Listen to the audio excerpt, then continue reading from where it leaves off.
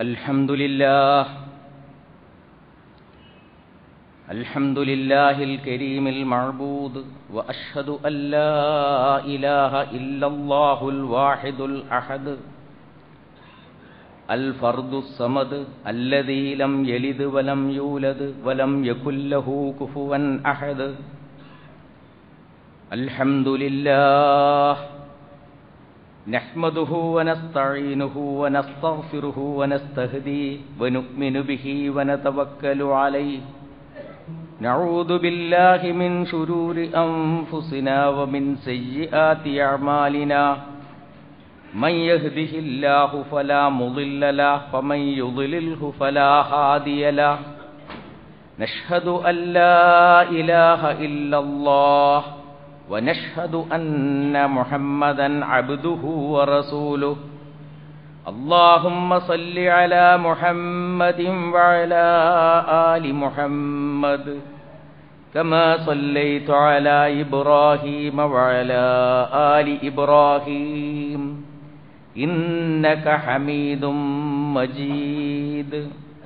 وبارك على محمد وعلى آل محمد كما باركت على إبراهيم وعلى آل إبراهيم إنك حميد مجيد. أما بعد فإن خير الحديث كتاب الله وخير الهدي هدي محمد صلى الله عليه وسلم وشر الأمور محدثاتها وكل محدثة بدعة وكل بدعة ضلالة وكل ضلالة في النار. أيها الناس أوصيكم وإياي بتقوى الله. أعوذ بالله من الشيطان الرجيم. أفرأيتم الماء الذي تشربون أأنتم أنزلتموه من المزن أم نحن المنزلون. لو نشاء جعلناه أجاجا فلولا تشكرون. صدق الله العلي العظيم. പ്രിയമുള്ള സഹോദരികളെ, സഹോദരന്മാരെ, അള്ളാഹുവിൻ്റെ വിധിവിലക്കുകൾ പാലിക്കണമെന്ന്, തഖ്വ ഉള്ളവരായി ജീവിക്കണമെന്ന് എന്നോടും നിങ്ങളോടും ഞാൻ വസിയ്യത്ത് ചെയ്യുകയാണ്.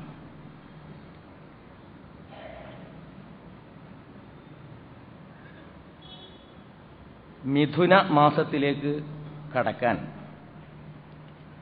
1-2 ദിവസങ്ങൾ മാത്രമേ ബാക്കിയുള്ളൂ. സാധാരണഗതിയിൽ ഇടവം പകുതിയോടുകൂടി കേരളത്തിൽ ധാരാളമായി മഴ ലഭിച്ചു തുടങ്ങുന്നതാണ്. കഴിഞ്ഞ വർഷം വളരെ കുറച്ച് മാത്രമേ മഴ ലഭിച്ചിരുന്നുള്ളൂ. അതിൻ്റെ പ്രയാസങ്ങളും ബുദ്ധിമുട്ടുകളും വേനലിലുടനീളം നമ്മൾ അനുഭവിക്കുകയുണ്ടായി. ഈ വർഷവും കൂടി മഴയുടെ അളവ് കുറഞ്ഞാൽ നമ്മുടെയും നമ്മുടെ നാട്ടിലെ ജന്തുജാലങ്ങളുടെയും സസ്യലതാദികളുടെയും കാര്യം അപകടത്തിലാകും. ഇത്തരം സന്ദർഭങ്ങളിൽ അല്ലാഹു നൽകിയിട്ടുള്ള മഹത്തായ അനുഗ്രഹങ്ങളെക്കുറിച്ച് ഓർക്കുന്നതും അതിന് നന്ദി രേഖപ്പെടുത്തുന്നതും വേണ്ടവിധം നന്ദി രേഖപ്പെടുത്തിക്കൊണ്ടിരിക്കുന്നുണ്ടോ എന്ന് ആത്മപരിശോധന നടത്തുന്നതും വളരെ നല്ലതാണ്. അല്ലാഹു നമുക്ക് നൽകിയിട്ടുള്ള ഏറ്റവും വലിയ അനുഗ്രഹങ്ങളിലൊന്നാണ് വെള്ളം എന്ന് പറയുന്നത്. വെള്ളം ലഭിക്കുന്നതിനുള്ള ഏറ്റവും എളുപ്പമുള്ള മാർഗമാണ്. അല്ലാഹു സുബ്ഹാനഹു വ തആലയുടെ ഭാഗത്ത് നിന്ന് വർഷിക്കുന്ന അനുഗ്രഹമാണ് മഴ എന്ന് പറയുന്നത്. വിശുദ്ധ ഖുർആനിൽ അല്ലാഹു പറയുന്നു, വഹുവല്ലദീ അൻസല മിനസ്സമാഇ മാഅൻ, അവനാണ് ആകാശത്ത് നിന്ന് വെള്ളം ഇറക്കിയിട്ടുള്ളത്. ഫഅഖ്റജ്നാ ബിഹി നബാത കുല്ലി ഷൈ, എല്ലാ തരത്തിലുള്ള സസ്യലതാദികളെയും അതിൽ നിന്ന് അല്ലാഹു സുബ്ഹാനഹു വ തആല ഉത്ഭവിപ്പിക്കുകയാണ് ചെയ്യുന്നത്. ഫഅഖ്റജ്നാ മിൻഹു ഖളിറൻ, ആ സസ്യലതാദികളിൽ നിന്നു തന്നെയാണ് ഹരിതകത്തെയും അല്ലാഹു ഉൽപ്പാദിപ്പിക്കുന്നത്. ഹരിതകമാണ് ഉപജീവന മാർഗത്തിൽ നമ്മൾ അവലംബിക്കുന്ന ഏറ്റവും പ്രധാനപ്പെട്ട പോയിന്റ്. ധാന്യങ്ങൾ ഉൽപ്പാദിപ്പിക്കപ്പെടുന്നത്, പഴവർഗ്ഗങ്ങൾ ഉൽപ്പാദിപ്പിക്കപ്പെടുന്നത് എല്ലാം ഹരിതകത്തിൽ നിന്നാണ്. ഈ ഹരിതകം ഉൾക്കൊള്ളുന്ന ഭക്ഷ്യപദാർത്ഥങ്ങൾ തന്നെയാണ് കാലികൾ തിന്നുന്നത്. നമ്മൾ കഴിക്കുന്ന ധാന്യങ്ങളും പഴവർഗ്ഗങ്ങളും കാലികളുമെല്ലാം അതിൽ നിന്ന് ഉത്ഭവിക്കുന്നത് തന്നെയാണ്. അപ്പോൾ ഇതിന്റെ മുഖ്യമായ സ്രോതസ്സ് വെള്ളമാണെന്നും അതിന് പാകത്തിൽ വർഷിക്കപ്പെടുന്ന മഴ അള്ളാഹുവിന്റെ ഏറ്റവും വലിയ അനുഗ്രഹമാണ് എന്നും അല്ലാഹു സുബ്ഹാനഹു വ തആല പറഞ്ഞു വെക്കുകയാണ് ചെയ്യുന്നത്. ചിന്തിക്കുന്ന മനുഷ്യനോട് അല്ലാഹു പറയുന്നുണ്ട്, വതറൽ അർള ഹാമിദതൻ, ഭൂമി ചത്തുകിടക്കുന്നതായി നിനക്ക് കാണാൻ കഴിയും. ഫഇദാ അൻസൽനാ അലൈഹൽ മാഅ ഇഹ്തസ്സത് വറബത് വഅംബതത് മിൻ കുല്ലി സൗജിൻ ബഹീജ്, ആ ചത്തുകിടക്കുന്ന ഭൂമിയിൽ നാം വെള്ളമിറക്കിയാൽ ഭൂമി തുടിക്കുന്നു, അത് വികസിക്കുന്നു, മനോഹരമായ വിവിധ ഇനങ്ങളിലുള്ള സസ്യലതാദികളെ അത് ഉൽപ്പാദിപ്പിക്കുകയും ചെയ്യുന്നു എന്ന് അല്ലാഹു സുബ്ഹാനഹു വ തആല നമ്മെ പഠിപ്പിക്കുകയാണ് ചെയ്യുന്നത്. ലോകത്ത് ജീവന്റെ അടിത്തറ യഥാർത്ഥത്തിൽ വെള്ളമാണ്. മനുഷ്യന്റെയും അസ്തിത്വത്തിന്റെ അടിത്തറ വെള്ളം തന്നെയാണ് എന്ന് അല്ലാഹു പറയുന്നു. ഫൽയൻദുരിൽ ഇൻസാനു മിമ്മ ഖുലിഖ, എന്തിൽ നിന്നാണ് മനുഷ്യൻ സൃഷ്ടിക്കപ്പെട്ടത് എന്ന് അവൻ ചിന്തിക്കുന്നില്ലേ, നോക്കുന്നില്ലേ? ഖുലിഖ മിമ്മാഇൻ ദാഫിഖ് യഖ്റുജു മിൻ ബൈനിസ് സുൽബി വത്തറായിബ്, മുതുകല്ലിന്റെയും മാറലിന്റെയും ഇടയിൽ നിന്ന് ഉദ്ഭവിക്കുന്ന സ്രവിക്കുന്ന ജലത്തിൽ നിന്നാണ് മനുഷ്യൻ സൃഷ്ടിക്കപ്പെട്ടിട്ടുള്ളത് എന്ന് അല്ലാഹു സുബ്ഹാനഹു വ തആല പറയുന്നുണ്ട്. അവിടെ ജലം ആണ് മനുഷ്യ സൃഷ്ടിപ്പിന്റെ അസ്ഥിവാരമായി വർത്തിക്കുന്നത്. മനുഷ്യന്റെ മാത്രമല്ല, വല്ലാഹു ഖലഖ കുല്ല ദാബ്ബത്തിൻ മിമ്മാ, അല്ലാഹു സുബ്ഹാനഹു വ തആല എല്ലാ ജന്തുജാലങ്ങളെയും വെള്ളത്തിൽ നിന്നാണ് സൃഷ്ടിച്ചിട്ടുള്ളത് എന്ന് അല്ലാഹു പറയുന്നു. ജന്തുജാലങ്ങളെ മാത്രമല്ല അല്ലാഹു ജലത്തിൽ നിന്ന് സൃഷ്ടിച്ചിട്ടുള്ളത്. ഹുവല്ലദീ അൻസല മിനസ് സമാഇ മാഅൻ ലക്കും, നിങ്ങൾക്കുള്ള വെള്ളം അല്ലാഹുവാണ് ആകാശത്ത് നിന്ന് ഇറക്കിയിട്ടുള്ളത്. മിൻഹു ശറാബ് വമിൻഹു ഷജർ, അതിൽ നിന്ന് തന്നെയാണ് നിങ്ങൾക്ക് പാനീയം, അതിൽ നിന്ന് തന്നെയാണ് നിങ്ങൾ കാണുന്ന മരങ്ങളും എന്ന് അല്ലാഹു പറയുകയാണ്. അപ്പൊ മനുഷ്യനും ജന്തുജാലങ്ങളും സസ്യലതാദികളും എല്ലാം ഉത്ഭവിക്കുന്നത് വെള്ളത്തിൽ നിന്ന് തന്നെയാണ്. ഇത് വളരെ സംക്ഷേപിച്ച് അല്ലാഹു പറയുന്നുണ്ട്. വജഅൽനാ മിനൽ മാഇ കുല്ല ഷൈഇൻ ഹയ്യ്, ജീവനുള്ള എല്ലാം അല്ലാഹു സുബ്ഹാനഹു വ തആല വെള്ളത്തിൽ നിന്ന് തന്നെയാണ് ഉത്ഭവിപ്പിച്ചിട്ടുള്ളത് എന്ന് അല്ലാഹു സുബ്ഹാനഹു വ തആല നമുക്ക് വിശദീകരിച്ചു തരും. അപ്പോ നമുക്ക് പാനീയമാണ് വെള്ളം, നമ്മുടെ ഭക്ഷണത്തിന്റെ അടിസ്ഥാനമാണ് വെള്ളം, നമ്മുടെ നിലനിൽപ്പിന്റെ അടിസ്ഥാനമാണ് വെള്ളം. അവിടെയും നിലനിൽക്കുന്നില്ല. വയുനസ്സിലു അലൈക്കും മിനസ്സമാഇ മാഅൻ ലിയുതഹിറകും ബി.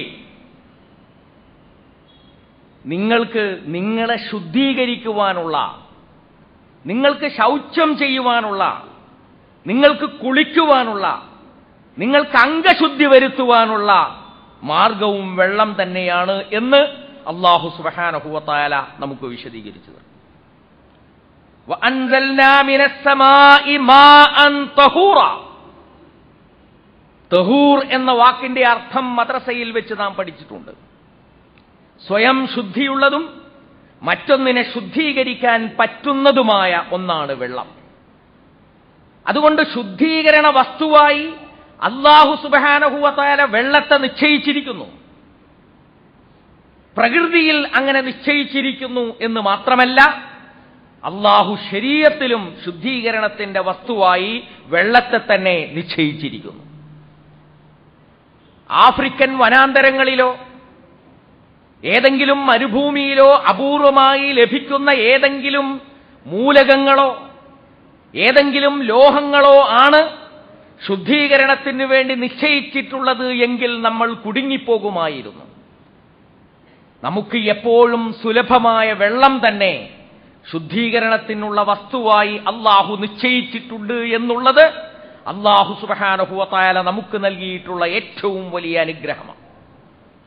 അതുകൊണ്ടാണ് രാവിലെ എഴുന്നേറ്റ് വെള്ളത്തെ നാം സമീപിക്കുന്ന ഘട്ടത്തിൽ ഒന്ന് കൊപ്പിക്കുവാനായി, മുഖം കഴുകുവാനായി വെള്ളത്തെ നാം സമീപിക്കുന്ന ഘട്ടത്തിൽ നാം ഇങ്ങനെ പറയുന്നത്, അൽഹംദുലില്ലാഹ് അല്ലദീ ജഅലൽ മാഅ തഹൂറ. അല്ലാഹുവിന് സർവസ്തുതിയും, അവൻ വെള്ളത്തെ ശുദ്ധീകരണത്തിന്റെ വസ്തുവായി നിശ്ചയിച്ചു തന്നിരിക്കുന്നു. വളരെ സുലഭമായ വെള്ളത്തെ ശുദ്ധീകരിക്കാനുള്ള വസ്തുവായി പ്രാപഞ്ചിക നിയമത്തിൽ ഉൾപ്പെടുത്തി എന്ന് മാത്രമല്ല, നമുക്ക് നിശ്ചയിച്ചു തന്നിട്ടുള്ള ശരീഅത്ത് നിയമത്തിലും അതുതന്നെ അവലംബിക്കാൻ നമ്മോട് ആവശ്യപ്പെട്ടു എന്നുള്ളത് അല്ലാഹു നമുക്ക് നൽകിയിട്ടുള്ള ഏറ്റവും വലിയ അനുഗ്രഹമാണ്. അൽഹംദുലില്ലാഹ് അല്ലദീ ജഅലൽ മാഅ തഹൂറ എന്ന് പറഞ്ഞുകൊണ്ടാണ് ശുദ്ധീകരണാവശ്യത്തിന് വേണ്ടി നാം വെള്ളത്തെ സമീപിക്കുന്നത് എന്ന് നമ്മൾ ഓർത്തിരിക്കേണ്ടതാണ്. ഇതാണ് വെള്ളം. മനുഷ്യ ശരീരത്തിന്റെ 2/3 ഭാഗവും വെള്ളമാണ്. നമ്മുടെ ഓരോ കോശത്തിലും വെള്ളത്തിന്റെ അംശമുണ്ട്. പ്രബലമായ അംശം വെള്ളം തന്നെയാണ്. വിവിധ കോശങ്ങൾക്കിടക്ക് ജലാംശമുണ്ട്. നമ്മുടെ രക്തത്തിൽ 85% ജലമാണ്. അങ്ങനെ നമ്മുടെ ശരീരത്തിന്റെ 2/3 ഭാഗവും ജലമാണ്. അതുകൊണ്ട് ജലം ആവശ്യത്തിന് ഉള്ളോട്ട് ചെന്നാൽ മാത്രമേ ശരീരത്തിന്റെ ആരോഗ്യം നിലനിൽക്കുകയുള്ളൂ, ശരീരത്തിൽ ജീവൻ തുടിക്കുകയുള്ളൂ എന്ന് നമുക്കറിയാം. അതുകൊണ്ട് ജലം എന്നത് വളരെ പ്രധാനപ്പെട്ട ഒരു സംഗതി തന്നെയാണ്. നമ്മൾ പറയാറുണ്ട് ഭൂമിയുടെ 70% കടലാണ് എന്ന്. ഭൂമിയിൽ ധാരാളം വെള്ളമുണ്ട്. പക്ഷേ ഭൂമിയിലുള്ള വെള്ളത്തിൽ ഏതാണ്ട് 3% മാത്രമേ ശുദ്ധജലം ഉള്ളൂ. ബാക്കി 97% സമുദ്രങ്ങളിൽ, വൻ സമുദ്രങ്ങളിൽ കിടക്കുന്ന ഉപ്പുജലമാണ് എന്ന് നമ്മൾ മനസ്സിലാക്കണം. 3% മാത്രമേ ശുദ്ധജലമുള്ളൂ. ഭൂമിയിലുള്ള 3% ജലത്തിൽ അതിന്റെ 97% കിടക്കുന്നത് ധ്രുവപ്രദേശങ്ങളിലും വലിയ മലകളിലും ഹിമങ്ങളായാണ്. ഐസ് കട്ടകൾ, വലിയ ഐസ് മലകളായിട്ടാണ്. ശുദ്ധജലത്തിന്റെ തന്നെ 3% മാത്രമേ മനുഷ്യൻ ഉപയോഗിക്കുവാൻ നമ്മുടേതുപോലുള്ള നാഗരികതകളിലും സമൂഹങ്ങളിലും ഉപയോഗിക്കുവാൻ കിട്ടുന്നുള്ളൂ എന്നുള്ള കാര്യവും നാം മനസ്സിലാക്കണം. ആകെയുള്ള ജലത്തിന്റെ 3% മാത്രം ശുദ്ധജലം. ആ 3% തന്നെ 97% മഞ്ഞുമലകളായി നിൽക്കുമ്പോൾ അതിന്റെ 3% മാത്രമാണ് നമുക്ക് ലഭിക്കുന്നത് എന്ന് നമ്മൾ ആലോചിച്ചു നോക്കിയാൽ അറിയാം അതിന്റെ അവസ്ഥ എന്താണ് എന്ന്. അതുകൊണ്ട് നമുക്ക് ലഭിച്ചുകൊണ്ടിരിക്കുന്ന വെള്ളം അത് ഏറ്റവും വലിയ ഒരു അനുഗ്രഹമായി നമ്മൾ മനസ്സിലാക്കണം. നിങ്ങൾ ആലോചിച്ചു നോക്കൂ, സാധാരണ മഴയുടെ കാലം വന്നാൽ ഇത്ര സെന്റിമീറ്റർ മഴ കിട്ടി എന്ന് പറയും.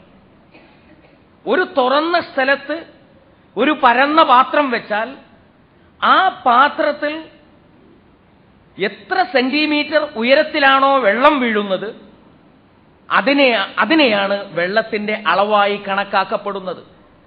1 സെന്റിമീറ്റർ ഉയരത്തിൽ വെള്ളം വീണാൽ 1 സെന്റിമീറ്റർ മഴ പെയ്തു എന്ന് വിചാരിക്കാം. അങ്ങനെ 1 സെന്റിമീറ്റർ മഴ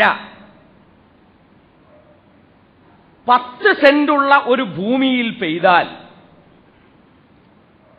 1 സെന്റിമീറ്റർ മഴ പെയ്താൽ ആ മഴ കൊണ്ട് നിങ്ങൾ 20 ലിറ്റർ വെള്ളം കൊണ്ടാണ് കുളിക്കുന്നതെങ്കിൽ 200 പ്രാവശ്യം കുളിക്കുവാനുള്ള വെള്ളമുണ്ട്. 1 സെന്റിമീറ്റർ മഴ 10 സെന്റ് സ്ഥലത്ത് പെയ്താൽ 200 പേർക്ക് കുളിക്കുവാനുള്ള, അല്ലെങ്കിൽ 200 പ്രാവശ്യം കുളിക്കുവാനുള്ള വെള്ളം ഉണ്ട്. നമ്മുടെ പറമ്പുകളിൽ, നമ്മുടെ പാടങ്ങളിൽ, നമ്മുടെ താഴ്വരകളിൽ, നമ്മുടെ മലമ്പ്രദേശങ്ങളിൽ, നമ്മുടെ നഗരങ്ങളിൽ, നമ്മുടെ ഗ്രാമങ്ങളിൽ എത്ര മഴയാണ് പെയ്തു പോകുന്നത് എന്ന് ആലോചിക്കുമ്പോഴാണ് ഈ അനുഗ്രഹത്തിന്റെ ആഴം നമുക്ക് അളക്കുവാൻ കഴിയുക. അല്ലാഹു സുബ്ഹാനഹു വ തആല മഴ വർഷിപ്പിക്കുന്നത് ഒരു കണക്കിലാണ്. ഒരറ്റവുമില്ലാതെ, ഒരു കണക്കുമില്ലാതെ മഴ വർഷിപ്പിക്കുകയല്ല അല്ലാഹു ചെയ്യുന്നത്. ഓരോ ഭൂമിയുടെയും സ്വഭാവമനുസരിച്ച്, ആ ഭൂമിയിൽ നിർവഹിക്കപ്പെടേണ്ട ദൗത്യമനുസരിച്ച്, ആ ഭൂമിയിൽ ജീവിക്കുന്ന ആളുകളുടെ സ്വഭാവവും രീതിയുമനുസരിച്ച് അല്ലാഹു സുബ്ഹാനഹു വ തആല മഴ വർഷിപ്പിച്ചുകൊണ്ടിരിക്കുന്നു എന്ന് അല്ലാഹു വിശുദ്ധ ഖുർആനിൽ നമ്മെ പഠിപ്പിച്ചിട്ടുണ്ട്. വഅൻസൽനാ മിനസ്സമാഇ മാഅൻ ബിഖദരിൻ. അല്ലാഹു സുബ്ഹാനഹു വ തആല ആകാശത്ത് നിന്ന് ഒരു കണക്കനുസരിച്ച് മഴ, വെള്ളം ഇറക്കുന്നു. വഅസ്കന്നാഹു ഫിൽ അർദ് ഫഅസ്കന്നാഹു ഫിൽ അർദ്. എന്നിട്ട് അല്ലാഹു പറയുന്നു, നാം അതിനെ ഭൂമിയിൽ ഒതുക്കി നിർത്തുന്നു, അല്ലെങ്കിൽ ഭൂമിയിൽ അതിനെ താമസിപ്പിക്കുന്നു, ആ വെള്ളത്തെ നിലനിർത്തുന്നു. വഇന്നാ അലാ ദഹാബിൻ ബിഹി ഖാദിറൂൻ. വേണമെങ്കിൽ ഒരൊറ്റയടിക്ക് ആ വെള്ളം മുഴുവൻ ഒലിച്ചിറങ്ങി വലിയ പുഴയിൽ ഇറങ്ങി കടലിലേക്ക് കടന്നുകളയുമായിരുന്നു. അങ്ങനെ കടന്നുകളയാതെ ഭൂമിയിൽ അതിനെ നിലനിർത്തുന്നത് നാമാണ് എന്ന് അല്ലാഹു സുബ്ഹാനഹു വ തആല നമുക്ക് പഠിപ്പിച്ചു തരുന്നുണ്ട്. നമ്മുടെ കേരളം എന്തുകൊണ്ടാണ് ഇത്ര ഫലഭൂയിഷ്ഠമായത്? കേരളം ഫലഭൂയിഷ്ഠമായത് കേരളത്തിന്റെ കിടപ്പ് കൊണ്ടാണ്. പശ്ചിമഘട്ടങ്ങളിൽ മഴ പെയ്യുന്നു. അവിടെ പെയ്യുന്ന മഴ ചെറിയ കുത്തൊഴുക്കുകളായി, അരുവികളായി, ചെറിയ നദികളായി, വലിയ പുഴകളായി, അങ്ങനെ മലമ്പ്രദേശത്ത് നിന്ന് തീരപ്രദേശത്തേക്കും, തീരപ്രദേശത്ത് നിന്ന് സമതല പ്രദേശത്തേക്കും, സമതല പ്രദേശത്ത് നിന്ന് തീരപ്രദേശത്തേക്കും ഒഴുകുന്നു. എന്നിട്ട് കടലിൽ പതിക്കുന്നു. മഴക്കാലത്ത് ഒന്നായിട്ടൊഴുകിപ്പോരുന്നത് മാത്രമല്ല, ആ മഴ പെയ്യുന്ന സമയത്ത് മല കുടിച്ചെടുക്കുന്ന വെള്ളം, താഴ്വാരങ്ങൾ കുടിച്ചെടുക്കുന്ന വെള്ളം, ആ കുടിച്ചെടുക്കുന്ന വെള്ളമാണ് ചെറിയ ഉറവുകളായി വേനൽക്കാലത്ത് അരുവികളായി ഒഴുകുന്നത്. അതാണ് നമുക്ക് വേനൽക്കാലത്തും ഉപയോഗപ്പെട്ടുകൊണ്ടിരിക്കുന്നത്. ഇത് അല്ലാഹു സുബ്ഹാനഹു വ തആലയുടെ ഒരു ആസൂത്രണമാണ് എന്ന് അല്ലാഹു നമ്മെ പഠിപ്പിക്കുകയാണ്. ഫഅസ്കന്നാഹു ഫിൽ അർദ് വഇന്നാ അലാ ദഹാബിൻ ബിഹി ഖാദിറൂൻ. വേണമെങ്കിൽ അതിനെ കൊണ്ടുപോകാൻ, അതിനെ ഒലിപ്പിച്ചു കളയാൻ, അതിനെ നശിപ്പിച്ചു കളയാൻ അല്ലാഹുവിന് കഴിയുമായിരുന്നു. പക്ഷേ അല്ലാഹു സുബ്ഹാനഹു വ തആല ഭൂമിയിൽ ഒരളവ് വരെ അതിനെ നിലനിർത്തി എന്ന് മാത്രമല്ല, അൻസല മിനസ് സമാഇ മാഅൻ, അല്ലാഹു ആകാശത്ത് നിന്ന് മഴ ഇറക്കി, ഫസാലത് ഔദിയത്തുൻ ബിഖദരിഹാ, ചെറിയ ചെറിയ അരുവികൾ ഒരു കണക്കനുസരിച്ച്, അതിന്റെ കണക്കനുസരിച്ച് ഒഴുകിക്കൊണ്ടിരിക്കുന്നു. വേനൽക്കാലം അവസാനിക്കുമ്പോഴേക്കും ഒഴുകിത്തീരാവുന്ന ഘട്ടത്തിൽ അടുത്ത മഴയെ പ്രതീക്ഷിച്ചുകൊണ്ട് അവസാനിപ്പിക്കാവുന്ന സ്വഭാവത്തിൽ അങ്ങനെ അങ്ങനെ അങ്ങനെ കുറേശ്ശെയായി ഈ താഴ്വാരങ്ങളിലൂടെ അരുവികൾ ഒഴുകിക്കൊണ്ടിരിക്കുന്നു എന്നും അല്ലാഹു വിശുദ്ധ ഖുർആനിൽ പറയുകയാണ്. അപ്പോൾ മഴ വർഷിപ്പിക്കുക എന്നുള്ളത്, ആ മഴയെ ഭൂമി പിടിച്ചെടുക്കുക എന്നത്, പിടിച്ചെടുത്ത ഭൂമി തന്നെ വെള്ളത്തെ അല്പാൽപമായി ഇറക്കി വിടുക എന്നത്, അത് നീരുറവുകളായി നദികളായി ഒഴുകുക എന്നത് അല്ലാഹുവിന്റെ ആസൂത്രണത്തിൽപ്പെട്ടതാണ് എന്ന് വിശുദ്ധ ഖുർആൻ നമുക്ക് വിശദീകരിച്ചു തരികയാണ് ചെയ്യുന്നത്. അല്ലാഹു സുബ്ഹാനഹു വ തആല തീരുമാനിച്ചാൽ ഈ വെള്ളം നമുക്ക് ലഭിക്കുമായിരുന്നില്ല. അല്ലാഹു തീരുമാനിച്ചിരുന്നുവെങ്കിൽ അവന്റെ കൽപ്പനക്കനുസൃതമായി ഇവിടെയുള്ള ജലാശയങ്ങൾ വറ്റിവരണ്ടു പോകുമായിരുന്നു. ഇതും വിശുദ്ധ ഖുർആനിൽ നമുക്ക് താക്കീത് നൽകുന്ന കാര്യം തന്നെയാണ്. ഖുൽ, പ്രവാചക പറയണം, അറഅയ്തും ഇൻ അസ്ബഹ മാഉകും ഗൗറൻ ഫമൻ യഅതീകും ബിമാഇൻ മഈൻ. നിങ്ങളുടെ വെള്ളം വറ്റിവരണ്ടു പോകുന്നുവെങ്കിൽ നിങ്ങൾക്ക് നീരുറവ കൊണ്ടുവരാൻ ആരാണുള്ളത് എന്ന് അല്ലാഹു സുബ്ഹാനഹു വ തആല ചോദിക്കുന്ന ഒരു ചോദ്യം ഖുർആനിലുണ്ട്. വിശ്വാസിയായ ഒരു മനുഷ്യൻ, ദൈവത്തെ ധിക്കരിച്ചു നടക്കുന്ന, ജീവിത വിഭവങ്ങളെല്ലാം ശാശ്വതമാണെന്ന് തെറ്റിദ്ധരിക്കുന്ന ഒരു മനുഷ്യനോട് സംവദിക്കുന്നത് സൂറത്തുൽ കഹ്ഫിൽ അല്ലാഹു നമുക്ക് വിശദീകരിച്ചു തരുന്നുണ്ട്. അയാൾ ചോദിക്കുന്ന ചോദ്യം, വിശുദ്ധനായ മനുഷ്യൻ ധിക്കാരിയായ മനുഷ്യനോട് ചോദിക്കുന്ന ചോദ്യമുണ്ട്. ഔ യുസ്ബിഹ മാഉഹാ ഗൗറൻ ഫലൻ തസ്തതിയ ലഹു തലബ. നിന്റെ തോട്ടങ്ങളിൽ അരുവികളുണ്ട് എന്ന് നീ അഭിമാനിക്കുന്നു, നിന്റെ തോട്ടങ്ങൾക്കിരുവശങ്ങളിലും നദികൾ ഒഴുകിക്കൊണ്ടിരിക്കുന്നു എന്ന് നീ വിചാരിക്കുന്നു, തോട്ടത്തിനകത്ത് നീർത്തടങ്ങളുണ്ട് എന്ന് നീ സമാധാനിക്കുന്നു. ഞാൻ ചോദിക്കട്ടെ, അന്വേഷിക്കുക പോലും അസാധ്യമാകത്തക്ക വിധത്തിൽ ആ നദികളും പുഴകളും ആ അരുവികളും നീർത്തടങ്ങളും വറ്റിവരണ്ടു പോയാൽ നീ എന്തു ചെയ്യും? അങ്ങനെ വറ്റിവരണ്ടു പോകണമെന്ന് തീരുമാനിക്കാൻ കൽപ്പുള്ളവനല്ലയോ അല്ലാഹു എന്ന് അദ്ദേഹം ചോദിക്കുന്നുണ്ട്. ഈ ചോദ്യം വിശുദ്ധ ഖുർആൻ ഉദ്ധരിക്കുന്നത് നമുക്കുകൂടി പാഠങ്ങൾ പഠിക്കുന്നതിന് വേണ്ടിയാണ്. അതുകൊണ്ട് ജലം എന്ന അനുഗ്രഹത്തെക്കുറിച്ച്, മഴ എന്ന അനുഗ്രഹത്തെക്കുറിച്ച് നമ്മൾ എപ്പോഴും ചിന്തിക്കണം. അല്ലാഹു സുബ്ഹാനഹു വ തആലയുടെ ഔദാര്യമായിട്ടുള്ള ഈ ജലത്തെ സമീപിക്കുമ്പോഴൊക്കെ തന്നെ ഒരു ഗ്ലാസ് വെള്ളമെടുക്കുമ്പോൾ ബിസ്മില്ലാഹിർ റഹ്മാനിർ റഹീം എന്ന് പറഞ്ഞുകൊണ്ട് കുടിക്കുക. അത് കുടിച്ച് ഗ്ലാസ് താഴെ വെക്കുമ്പോൾ അൽഹംദുലില്ലാഹ് എന്ന് പറഞ്ഞുകൊണ്ട് ഗ്ലാസ് താഴെ വെക്കാൻ നമുക്ക് കഴിയും. ഓരോ ജലത്തുള്ളിയെ സമീപിക്കുമ്പോഴും ഇത് അല്ലാഹുവിന്റെ അനുഗ്രഹമാണ് എന്ന മനസ്സോടുകൂടി വേണം നാം സമീപിക്കുവാൻ എന്ന അർത്ഥം. അതോടൊപ്പം തന്നെ ജലം ഒരിക്കലും നാം പാഴാക്കരുത്. റസൂലുള്ളാഹി സ്വല്ലല്ലാഹു അലൈഹി വസല്ലം ധൂർത്തിനെ സംബന്ധിച്ച് സംസാരിച്ചിട്ടുണ്ട്. ഒരിക്കൽ ആളുകൾ ഒളുവെടുക്കുമ്പോഴാണ് ധൂർത്തിനെ സംബന്ധിച്ച് റസൂൽ പറഞ്ഞത്. സഹാബികൾക്ക് സംശയമായി, അഫിൽ മാഇ സർഫ്, റസൂലേ വെള്ളത്തിലുമുണ്ടോ ധൂർത്ത്? ധൂർത്ത് എന്നത് പണവുമായി ബന്ധപ്പെട്ട കാര്യമല്ലേ? വെള്ളത്തിന്റെ കാര്യത്തിൽ ധൂർത്തിനെ കുറിച്ച് താങ്കൾ എന്തു പറയുന്നു? റസൂല് പറഞ്ഞു, അതെ, വെള്ളത്തിലുമുണ്ട് ധൂർത്ത്, വെള്ളത്തിലുമുണ്ട് ധൂർത്ത്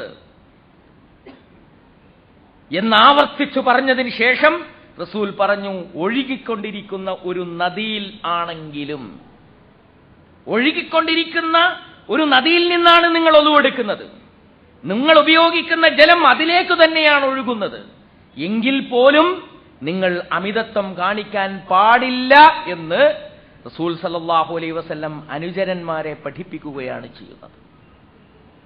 അതുകൊണ്ട് ജലം യാതൊരു കാരണവശാലും പാഴാക്കരുത്. നമ്മുടെ ടാങ്കിൽ ഒഴിക്കുന്ന വെള്ളം പാഴാക്കരുതെന്ന് മാത്രമല്ല, നമ്മുടെ കിണറിലുള്ള ജലം പാഴാക്കരുതെന്ന് മാത്രമല്ല, വർഷിക്കപ്പെടുന്ന മഴയും നാം പാഴാക്കരുത്. പക്ഷെ നിരന്തരമായി നമ്മളിത് പാഴാക്കിക്കൊണ്ടിരിക്കുന്നു. നമ്മുടെ ഓടിമ്പുറത്ത് നിന്ന് അല്ലെങ്കിൽ സ്ലാബിൽ നിന്ന് വെള്ളം വീഴുന്നത് മുറ്റത്തേക്കാണ്. പക്ഷെ ഒരു ഉറ്റുവെള്ളം പോലും മുറ്റത്തേക്ക് ഇറങ്ങിപ്പോകാനുള്ള അവസരം നമ്മൾ കൊടുക്കുന്നില്ല. അള്ളാഹു തീരുമാനിച്ചിരിക്കുന്നു പെയ്ത മഴ മുഴുവൻ ഒഴുകിപ്പോകേണ്ട എന്ന്. അള്ളാഹു പറയുന്നു ഒഴുകിപ്പോകണമെന്ന് വിചാരിച്ചാൽ അത് സംഭവിക്കുമായിരുന്നു എന്ന് പറയുന്നു. പക്ഷേ അള്ളാഹു ഭൂമിയെ കുടിച്ചെടുക്കാൻ അനുവദിച്ചെങ്കിൽ, അതിനുള്ള രീതികൾ സൃഷ്ടിച്ചെങ്കിൽ, നമ്മൾ ഭൂമി കുടിച്ചെടുക്കാൻ അവസരം നൽകാതെ നമ്മൾ കോൺക്രീറ്റ് ചെയ്ത് ഉള്ള ജലം മുഴുവൻ നമ്മുടെ പടിക്ക് പുറത്തു കിടക്കുന്നു. നമ്മുടെ പറമ്പിൽ വരാൻ പാടില്ലാത്ത ഒരു സാധനം പോലെ നമ്മൾ പടിക്ക് പുറത്ത് കടത്തുന്നു എന്നുള്ളതാണ്. അതൊരിക്കലും പാടില്ല. നമ്മുടെ പറമ്പിൽ മഴവെള്ളവും നമ്മൾ ശേഖരിച്ചു വെക്കണം. പഞ്ചായത്തുകളും മുനിസിപ്പാലിറ്റികളുമെല്ലാം ഇതിനനുസൃതമായ നിയമങ്ങൾ ഉണ്ടാക്കുന്നുണ്ട്. പക്ഷേ ആ നിയമങ്ങൾ മറികടക്കാൻ എന്തുണ്ട് മാർഗം എന്നാണ് പലപ്പോഴും നാം നോക്കാറുള്ളത്. ആ നിയമങ്ങൾ മറികടക്കുന്നതിന് പകരം ധാർമ്മികമായും മതപരമായും എനിക്ക് ആ നിയമങ്ങൾ പാലിക്കുന്നതിന് എന്തെങ്കിലും ബാധ്യതയുണ്ടോ എന്ന് നാം ചിന്തിക്കുന്നത് നല്ലതാണ്. വിശേഷിച്ചും നമ്മുടെ സുരക്ഷിതത്തിനും നമ്മുടെ ഗുണത്തിനും വേണ്ടി ഉണ്ടാക്കപ്പെടുന്ന നിയമങ്ങൾ എന്ന് നാം മനസ്സിലാക്കണം. നമ്മൾ ആലോചിച്ചുകൊണ്ടിരിക്കുകയും വേണം. പിന്നീട് പ്ലാസ്റ്റിക്കിന്റെ അമിതമായ ഉപയോഗമാണ് വെള്ളത്തെ ഭൂമിയിൽ പതിക്കാൻ അനുവദിക്കാതിരിക്കുന്നത്. കീസുകൾ നിറഞ്ഞു കിടക്കുകയാണ് നമ്മുടെ പറമ്പിൽ, നമ്മുടെ അങ്ങാടികളിൽ, നമ്മുടെ ഗ്രാമപ്രദേശങ്ങളിൽ. വെള്ളം ഭൂമിയിലേക്ക് വരുന്നില്ല. അതിൽ വെള്ളം കെട്ടിക്കിടക്കുന്നു.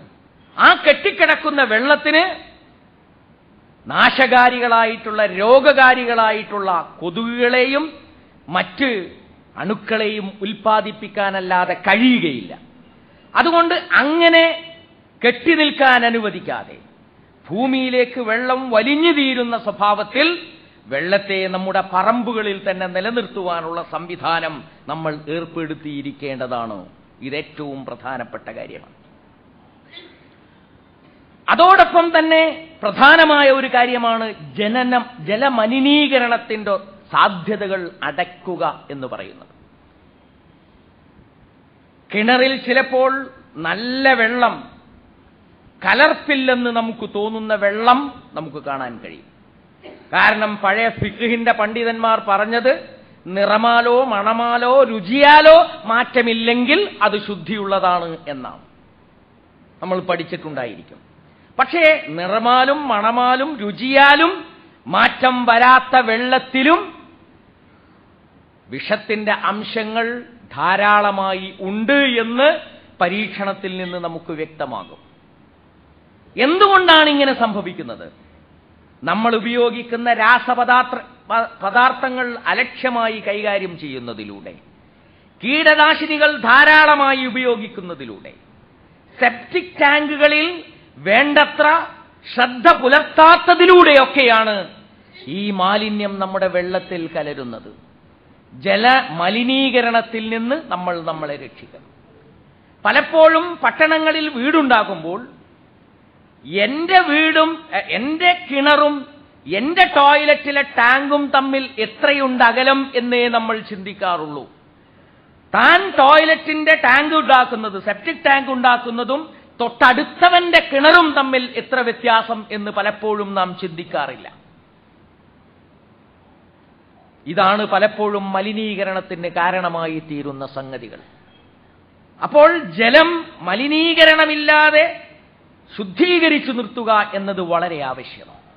കാരണം അത് നമ്മുടെ ആരോഗ്യത്തിന്റെ ഒരു പ്രധാനപ്പെട്ട പോയിന്റാണ്. ജലജന്യമായ രോഗങ്ങളാണ് ഏതാണ്ട് 75% രോഗങ്ങൾ, ജലജന്യമായിട്ടുള്ള രോഗങ്ങൾ. ഒരു ഡോക്ടർ ഒരിക്കൽ പറഞ്ഞത് ഞാൻ ഓർക്കുന്നു, നമ്മുടെ നഗരത്തിലെ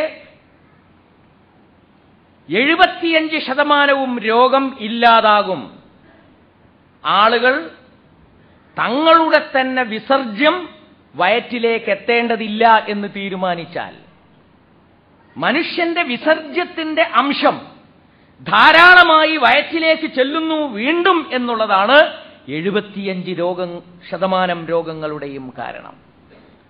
ആ രോഗങ്ങളെ നമുക്ക് തടുത്തു നിർത്താൻ കഴിയണമെങ്കിൽ അള്ളാഹുവിന്റെ ഈ അനുഗ്രഹത്തിന്റെ വർഷത്തെ നാം സംരക്ഷിച്ചു നിർത്തുക, മാലിന്യങ്ങളിൽ നിന്ന് സംരക്ഷിച്ചു നിർത്തുക എന്നുള്ളതാണ് മാർഗം.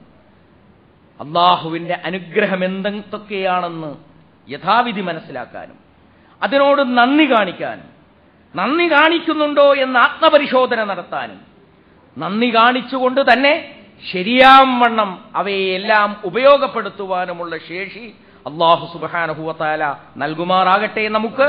അഖൂലു ഖൗലി ഹാദാ അസ്തഗ്ഫിറുല്ലാഹ ലി വലക്കും.